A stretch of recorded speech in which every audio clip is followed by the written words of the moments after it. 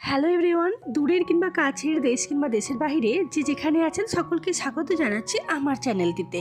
আমি সুস্মিতা, রিক অ্যান্ড রিক্স মমডেল লাইফস্টাইল থেকে বলছি। সবাই কেমন আছেন? আশা করি সবাই ভালো আছেন, সুস্থ আছেন।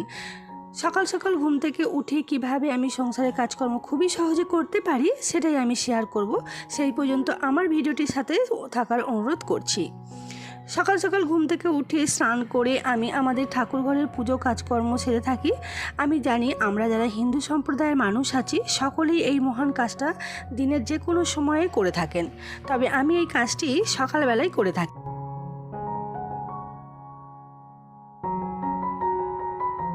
প্রত্যেক দিনের মতোই আমি সকালবেলা ঘুম থেকে উঠেই আগে আমার নিজের বিছানাটা খুব সুন্দর করে গুছিয়ে নিই, কারণ বিছানাটা যদি সুন্দর করে গুছানো থাকে ঘরের মনে হয় অর্ধেক কাজ বা সৌন্দর্য সবটাই বজায় থাকে।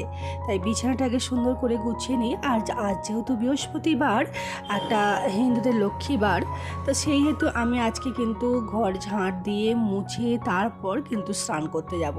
প্রত্যেক দিনই ঘর ঝাঁট দিয়ে মুছে স্নান করতে যাই, তবে কিছু কিছু দিন এমন হয় রিক্সন হয়তো ঘুমোচ্ছে বা কিছু, তো সেই সময় হয়তো আমি আগে স্নান করে চলে আসি। যেহেতু মা পুজো করেন প্রতিদিন, তাই আমাকে পুজোর দিকে তেমন যেতে হয় না। তবুও আমি যেহেতু আমার ঘরটা গোপাল ঠাকুর আছে, তাই ওই গোপাল ঠাকুরটাকে সেবা দিতে হয়, তাই জন্যই আমি সকাল সকাল চান করে নিই।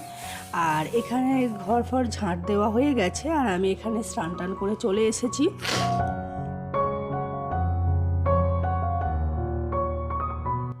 ঘরের পাপোশগুলো একটু রোদে দিই, কারণ প্রচণ্ড ধুলো হয় পাপোশগুলো, তাই পাপোশগুলোকে রোদে দিয়েছিলাম। এখন সেই পাপোশগুলোকে সুন্দর করে পেতে নিচ্ছি। এবার চলে যাব ঠাকুর ঘরে, আর ঠাকুর ঘরে স্নান টান করে ঠাকুর পুজো করে চলে এসেছি একদম রান্নাঘরে।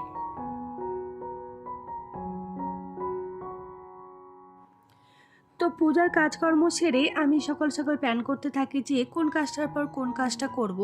যেহেতু আমার একটা 2 বছরের ছোট্ট বেবি আছে, তাই সকাল সকাল কোন কাজটা কখন করব প্ল্যান না করে থাকলে দেখা যায় সংসারের সমস্ত কাজ সময় মতো করে উঠতে পারবো না। সকালবেলা এই পর্যন্ত যে কাজগুলো আমি করেছি দেখা যায় সে সময় বাবু ঘুমায়, কিন্তু আজকে আর নয়, আজকে তাড়াতাড়ি ঘুম থেকে উঠে পড়েছে। তবে আমার বাবু অতটা তবে দুষ্টুমি আমাকে বিরক্ত করে না। আমি বাবুকে রেখে নিয়ম মতো কাজ করতে পারি। তবে হ্যাঁ, বাবু ঘুমালে আমি নিশ্চিন্তে একটু কাজটা করতে পারি, এটুকুই। তো এতক্ষণ তো হরলিক্স বানানো হয়ে গেছে বাবুর, আর আমাদেরও চা বানানো হয়ে গেছে। দেখা যায় সকাল সকাল একটু চা না খেলে ঠিক এনার্জি পাওয়া যায় না, আমরা সকালবেলা চা খেয়ে অভ্যস্ত। তার জন্য একটু চা বানিয়ে নিয়েছি বাপি, মা আর আমার, আর দিকে বাবুর হরলিক্সটাও বানিয়ে নিয়েছি। এই যে আমি এখানে চা খাবো বলে টেবিলে বসে পড়েছি, আর চা খেতেও আরম্ভ করে দিয়েছি। সাথে 2টা কচুরি নিয়েছি, যেহেতু আজকে আর সকালে ব্রেকফাস্টে কিছু খাবো না। চা আর 2টা কচুরি, এটাই আমার ব্রেকফাস্ট হয়ে গেল। দেখা যায় কি চা খেতে খেতে আমি প্ল্যান করি কি কি রান্না করব, আর প্ল্যান করা না থাকলে সময়ের কাজ সময়ে হয় না, নচেত ভাবতে ভাবতেই দিন চলে যায় আর কাজ শেষ করে উঠতে পারা যায় না। এদিকে বাবুকে ফ্রেশ করিয়ে নিয়েছি, দাঁত মাজিয়ে নিয়েছি, মুখ ধুয়ে নিয়েছি, এমনকি ড্রেসও চেঞ্জ করে দিয়েছি। আর এরপর বাবুকে খাইয়ে দিচ্ছি হরলিক্স। এই যে হরলিক্স নিয়ে আমাকে সারাদিনই ঘুরতে হবে, ওকে হরলিক্স খাওয়াতে আমার অনেকটাই টাইম চলে যায়। তো হরলিক্স খাওয়ানো হয়ে গেছে, এবার আমি চলে এসেছি আবার রান্নাঘরে বেসিনের এই ছোটোখাটো কাজগুলো যদি সহজে না করে ফেলি তাহলে কিন্তু সারাদিন মনে হবে অনেক কাজ। এই যে চা খেয়েছি, হরলিক্স খেয়েছি আর কচুরি খেয়েছি, এই বাসনগুলো কিন্তু আমি মেজে নিচ্ছি, কারণ এই বাসনগুলো যদি না মাজি তাহলে পরে মনে হবে যে অনেকটা চাপ হয়ে গেছে, আর বেসিন এরিয়া খুব নোংরা হয়ে থাকে। তো সেই জন্য যখনই বেসিনে কিছু বাসন জমা হয় আমি কিন্তু মেজে ফেলি। বেসিনে বাসন মাজতে মাজতে দেখা যায় আমি প্ল্যান করে ফেলি যে আজকে কী কী রান্না করব, আর সেটা আমার প্ল্যানের মধ্যেই আছে আজকে কী রান্না হবে। যেহেতু আজকে বৃহস্পতিবার, আজকে আমরা নিরামিষ খাবো, তাই একটু শুক্তো বানাবো, সাথে আলু ভাজা আর বেগুন ভাজা। এই হচ্ছে আজকে আমাদের নিরামিষ রান্নার প্ল্যান। এখানে চালটা আমি অনেকক্ষণ ভিজিয়ে রেখে দিয়েছিলাম, দেখতেই পাচ্ছেন প্রায় আধা ঘন্টা মতো চালটা ভিজিয়ে রেখে দিয়েছিলাম, যার জন্য ভাত কিন্তু খুব সহজে হয়ে যাবে। আর এখানে যে আমি হাঁড়িতে জলটা কিছুক্ষণ ফুটিয়ে নিয়েছিলাম, তো জলটা ফুটিয়ে নিলে আর চালটা কিছুক্ষণ ভিজিয়ে রাখলে দেখবেন খুব তাড়াতাড়ি ভাত হয়ে যাচ্ছে আর গ্যাসও কম পোড়াচ্ছে।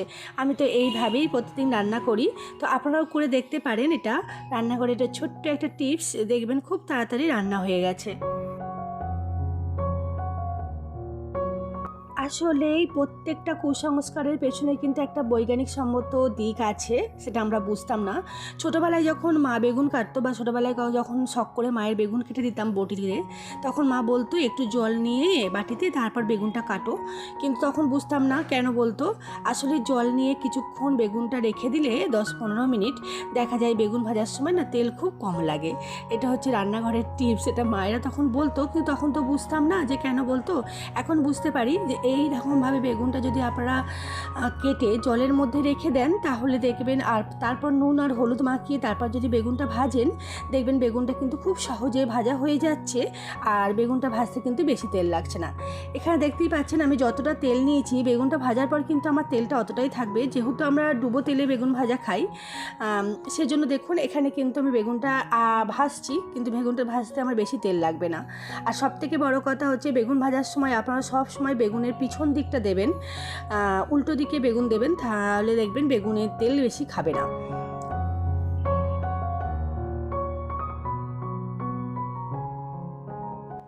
এই যে আমার এখানে বেগুন ভাজা কমপ্লিট হয়ে গেছে, আর বেগুনগুলো ভাজার পর আমি তুলে নিচ্ছি একটা প্লেটে।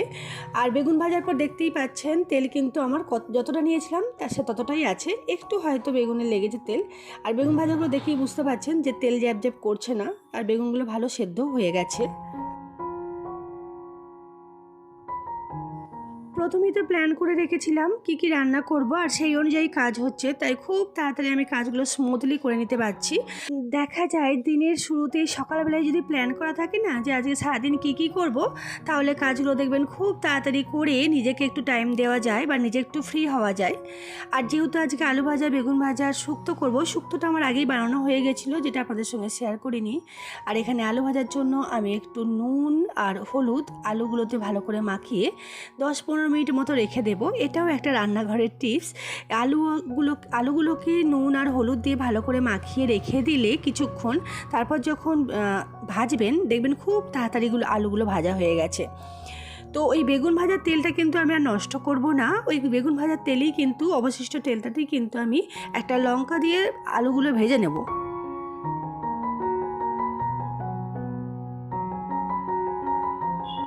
দেখা যায় এইভাবে আলুগুলো ভেজে নিলে আলুগুলোর কড়াতে ধরেও যাবে না, আর আলুগুলো ভাজতে খুবই কম তেল লাগবে। আর নুন হলুদ মাখিয়ে আমি মিনিমাম 15-20 মিনিট রেখে দিয়েছিলাম, আলুগুলো তাতে নেতিয়ে পড়েছে। আর দেখুন আলুগুলো খুব সাথে সাথে ভেজে নেওয়া যাচ্ছে।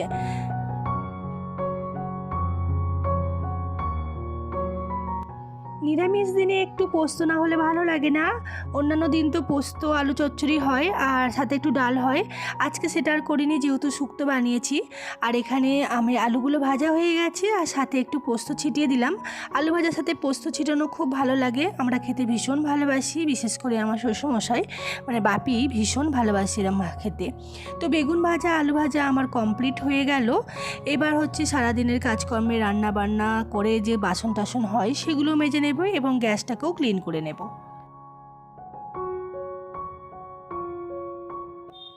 ভাতটা তো আমার আগেই হয়ে গিয়েছিল, আর যেহেতু ভাতের হাঁড়িটা আমি রোজের মেজে ফেলি, ভাতের হাঁড়ি রোজের মেজে ফেলাই ভালো, এটা বাস্তুমতে বা সংসারের লক্ষ্মী বা সংসারের সমস্ত কিছুর দিক থেকে বলে খুবই ভালো।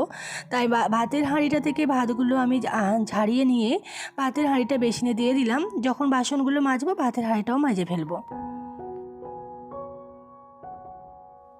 খাওয়া দাওয়া করতে অনেক দেরি আছে, যেহেতু এখন দুপুর 12টা বাজে। রান্না বান্না হয়ে গেছে, সেগুলো সব টেবিলে এনে রেখে দিয়েছি। আর এখানে শুক্তো বানিয়েছি, আর দিদিভাই পায়েস বানিয়েছিল সেটা দিদিভাই দিয়েছে। আর এখানে হচ্ছে আলু ভাজা আর বেগুন ভাজা বানিয়েছি। এই হচ্ছে আজকে আমাদের লাঞ্চের মেনু। আর এদিকে তো ভাত আছেই, আর সাথে আমি থালাগুলো এনে রেখেছি, যেহেতু দুপুরবেলা আমরা যখন খাবো তখন আমাকে তাড়াতাড়ি করে বাড়তে না হয়। সারাদিনে রান্নাবান্না খাওয়া দাওয়া বাসন মাজার পর অনেকটা সময় চলে গেছে। তো অনেকটা সময় চলে যাওয়ার পর এখন চলে এসেছি সন্ধ্যাবেলা। যেহেতু আজকে বৃহস্পতিবার, সন্ধ্যাবেলা দুই জায়ে মিলে কিন্তু আমরা আজকে লক্ষ্মীর পাঁচালি পড়ি আর লক্ষ্মী ঠাকুরকে সেবা দিই। তো সেহেতু আজকেও চলে এসেছি। দিদিভাই এখানে ঘট পেতে নিচ্ছে, সাথে আমের পল্লব দিয়ে দিচ্ছে, আর এদিকে একটা কাঁঠালি কলা দিয়ে ঠাকুরকে আমরা যে ঠাকুরের ঘরটা ওটা পাতলাম। হিন্দু সম্প্রদায়ের প্রত্যেকটা মানুষ কিন্তু বৃহস্পতিবার লক্ষ্মী দেবীর আরাধনা করে। আমরাও তার অন্যথা নয়। আমরা দুপুরবেলা করি না, দুপুরবেলা মা করেন, লক্ষ্মীকে সেবা দেন আর কি। আর রাতের বেলা মানে সন্ধ্যাবেলা আমরা লক্ষ্মীর ব্রতকথা পড়ি। লক্ষ্মীর ঘট পেতে দুইজনে মিলে লক্ষ্মীর ব্রতকথা পড়ে তারপর ঠাকুরের পুজো টুজো করি।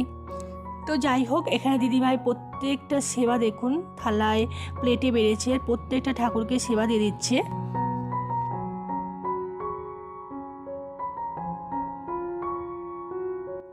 আমি জানি না আমার ভিডিওটা আপনাদের কেমন লাগলো। যদি ভালো লেগে থাকে অবশ্যই একটা লাইক কমেন্ট শেয়ার করবেন।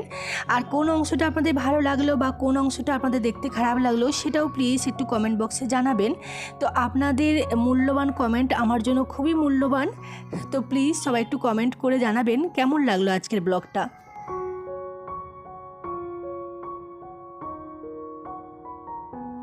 লক্ষ্মীর ব্রতকথা পড়তে পড়তে ঠাকুরঘর থেকে আজকে আপনাদের বিদায় জানাচ্ছি। ততক্ষণে আপনারা সুস্থ থাকবেন, ভালো থাকবেন। দেখা হবে নেক্সট কোনো একটা ভিডিওতে।